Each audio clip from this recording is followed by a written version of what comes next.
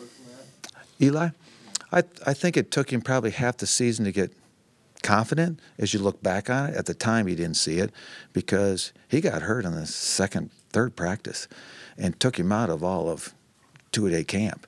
And then he only had the 2 weeks to get ready for the first game. So I think he had to go through more of a learning curve and probably more of a mental block of, the injury, because he sustained a pretty good hit on the knee. And at the time, we thought it was an ACL, to be honest with you, the day it happened.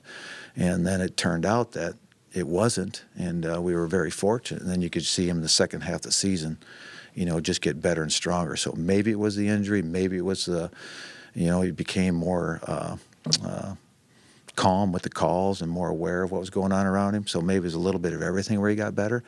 But I think we actually started playing to his strength a little bit better.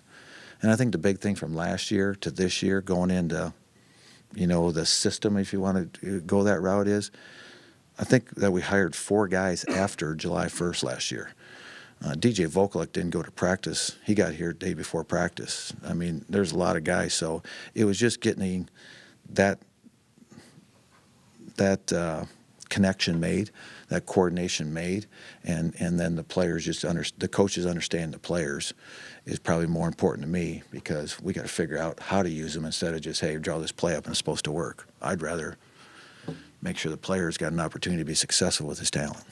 Well, when I look at the guys behind Eli, I look at them as starters, because 17 seasons, never been through a season, quarterback from the first game ends up the quarterback in the last game. Somewhere in the middle, you've got a guy's got to become the starter for you because of an injury. So just those statistics tell me that the backup is the quarterback, is the starter to win games. And Colton has done that for us. He's undefeated in college. He's undefeated down at Butler, and he's undefeated here, which is, when you really look at it that way, it kind of gives your mind a little sense of ease.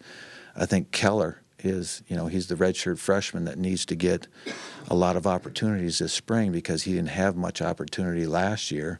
So we need to find out where he has grown to. And then I tell you what, Sullivan and Christian Ellsworth, both those two are really nice players. I need to see them. Sullivan has gotten a lot bigger. Sullivan's a very good thrower, and he's gotten a lot bigger than what he was when he got here.